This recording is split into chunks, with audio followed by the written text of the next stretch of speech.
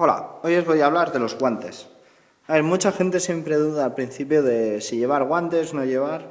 Yo soy partidario de llevar, porque me han pegado muchos bolazos en los nudillos y duele mucho.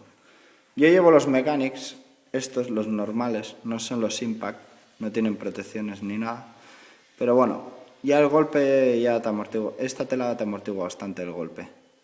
Porque con los Impact tenía menos tacto. Estos, ya ves que el material es muy fino y el tacto es muy agradable por dentro sobre todo.